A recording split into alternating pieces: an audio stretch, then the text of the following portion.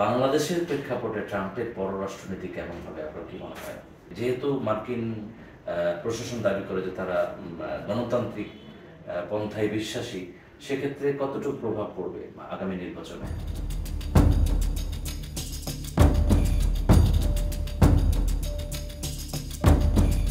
প্রিয় দর্শক, দৈনিক আমাদের সময়ের নিয়মিত আয়োজন হার্ড নিউজ অনুষ্ঠানে আমি আপনাদের সঙ্গে আছি মঈন বকুল, আর আমার সঙ্গে আজকে আমাদের নিউজ রুমে উপস্থিত হয়েছেন দৈনিক আমাদের সময়ের সিনিয়র রিপোর্টার আরিফুজ্জামান মামুন। কেমন আছেন? জি, ভালো আছে। আপনি কেমন আছেন? আছি আলহামদুলিল্লাহ। মামুন ভাই, আজকে পত্রিকায় দেখছি আপনার একটি গুরুত্বপূর্ণ নিউজ পাবলিশড হয়েছে, সেখানে দেখা যাচ্ছে ট্রাম্পের শপথ এবং পররাষ্ট্রনীতি নিয়ে। তো আসলে নিউজের মধ্যে কি আছে? আপনাকে ধন্যবাদ। আপনি জানেন যে ট্রাম্পের শপথ অনুষ্ঠিত হবে। এটি মার্কিন প্রেসিডেন্ট হিসাবে দ্বিতীয়বারের মতো উনি হোয়াইট হাউসে যাচ্ছেন। তো এই ট্রাম্পের শপথেরকে কেন্দ্র করে আগের প্রেসিডেন্ট, যে বিদায়ী প্রেসিডেন্ট জো বাইডেন, উনি একভাবে মার্কিন সাম্রাজ্যকে চালিয়েছেন। তো ট্রাম্পের দেশ চালানোটা একটু ভিন্ন হবে, মানে এর চাইতে বাইডেনের থেকে। ইডেন বে কক্সবাজার সমুদ্র সৈকতের উপর নিজেদের একটি ঠিকানা। মাত্র ৫ লাখ টাকায় আপনিও হয়ে যেতে পারেন এই হোটেলের মালিক। ইডেন বে, আ কনসার্ন অফ ভাইয়া হোটেলস। ইতিমধ্যেই ট্রাম্প তার প্রশাসনকে কিন্তু ঢেলে সাজিয়েছেন, এবং আপনি জানেন যে মার্কিন পররাষ্ট্র দপ্তর থেকে উনি ৩ জন কর্মকর্তাকে উনি পদত্যাগ করতে বলেছেন ওনারা। এর মধ্যে বাংলাদেশে দায়িত্ব পালন করে যাওয়া মার্শা বার্নিকাটও আছেন এটার মধ্যে। তো আপনি বুঝতেই পারছেন যে উনি নতুন করে ঢেলে সাজানোর একটা চিন্তা করছেন। আমি এই প্রসঙ্গে আসছিলাম আপনার কাছে যে ট্রাম্প যেহেতু বাইডেনের একটা দীর্ঘ অনেকদিন ধরেই ক্ষমতায় ছিলেন এবং তার একটা আলাদা পররাষ্ট্রনীতি ছিল, ট্রাম্পেরটা নিশ্চয় ভিন্ন। বাংলাদেশের প্রেক্ষাপটে ট্রাম্পের পররাষ্ট্রনীতি কেমন হবে আপনার কি মনে হয়? মার্কিন পররাষ্ট্রনীতি যেভাবে আপনি খেয়াল করে দেখবেন, যেভাবে মানে সাজানো হয়, সেখানে বাংলাদেশ খুব যে বেশি আলাদা করে গুরুত্ব পাবে আমার সেটা মনে হয় না। কারণ হচ্ছে এই দক্ষিণ এশিয়া নিয়ে বাংলাদেশ মার্কিন একটি পররাষ্ট্রনীতি আছে। আমি আরও যদি ছোট করে বলি, দক্ষিণ এশিয়ার জন্য একটা পররাষ্ট্রনীতি তাদের থাকবে, এবং ওই পররাষ্ট্রের আলোকেই তারা বাংলাদেশকে দেখবে। তবে একটি কথা বলতে পারি, আমাদের প্রতিবেশী বন্ধুপ্রতিম দেশ ভারত একটি অনেক বড় দেশ এবং গণতান্ত্রিক দেশ, বড় একটি গণতান্ত্রিক দেশ। তো এতদিন ধরে এই অঞ্চলে যুক্তরাষ্ট্র কিন্তু বিভিন্ন নীতির ক্ষেত্রে ভারতের উপরে অনেকটা নির্ভরশীল ছিল, এবং তাদের পরামর্শ তারা গ্রহণ করত। কিন্তু আমরা দেখতে পাচ্ছি ট্রাম্প প্রশাসনের শেষ দিক থেকে এসে আপনি খেয়াল করবেন যে এই নীতির কিছুটা পরিবর্তন তারা এনেছে। এখন তারা সরাসরি বাংলাদেশের সঙ্গে যোগাযোগ করে বা করতে চায়।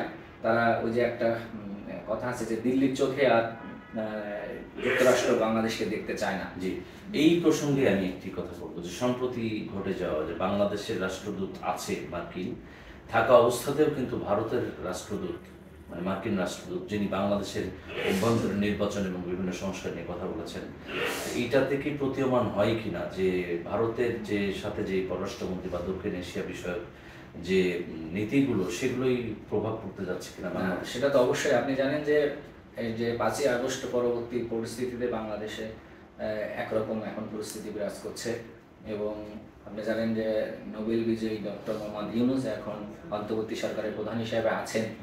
তো তার একটা ইমেজ সারা বিশ্বে আছে, এবং শুধু তাই না, ইভেন মার্কিন যুক্তরাষ্ট্রেও তার যে সোশ্যাল বিজনেস সেটা কিন্তু চালু আছে কয়েকটা অঙ্গরাজ্যে।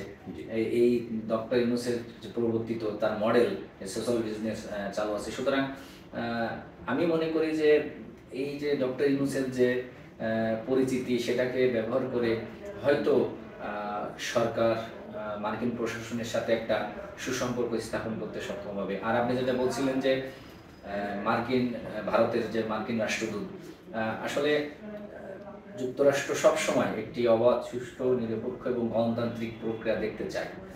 তো এই যে অন্তর্বর্তী সরকার, এবং একাধিকবার তারা বলেছেন যে রাজনৈতিক শক্তির কাছেই রাষ্ট্র ক্ষমতা থাকা উচিত, গণতন্ত্র ফিরিয়ে আনা উচিত, এবং উনি ওটার উপরে জোর দিয়েছেন যে বাংলাদেশে একটি নির্বাচনের মাধ্যমে রাজনৈতিক শক্তিকে ক্ষমতায় আনতে হবে। জি, ধন্যবাদ মামুন আপনাকে। আমরা যেটা জানি বা আমরা যেটা বুঝি যে মার্কিন যে পররাষ্ট্রনীতি বা মার্কিন যে প্রভাব সেটা কিন্তু বিশ্বের বহু দেশের সাথে ওতপ্রোতভাবে জড়িত। এই ক্ষেত্রে বাংলাদেশ কিন্তু ব্যতিক্রম নয়, এবং মানে ট্রাম্পের যে প্রশাসন, যে পররাষ্ট্রনীতি সেটা কেমন হবে সেটা কিন্তু বাংলাদেশের আগামী দিনের ভবিষ্যৎ রাজনীতি, সংস্কার সবকিছুই কিন্তু, নির্বাচন সবকিছুই নির্ভর করছে। সেই জায়গা থেকে মনে হয় যে যেহেতু মার্কিন প্রশাসন দাবি করে যে তারা গণতান্ত্রিক পন্থায় বিশ্বাসী, সেক্ষেত্রে কতটুকু প্রভাব পড়বে আগামী নির্বাচনে? আপনারা জানেন যে যুক্তরাষ্ট্র সবসময় একটি অবাধ, সুষ্ঠু, নিরপেক্ষ এবং গ্রহণযোগ্য নির্বাচনের কথাই বলে আসছে, এবং গণতান্ত্রিক প্রক্রিয়া মানে ডেমোক্রেসিকে সবচেয়ে জোর দেয়, তারা গণতন্ত্রকে সবচেয়ে বেশি জোর দেয়।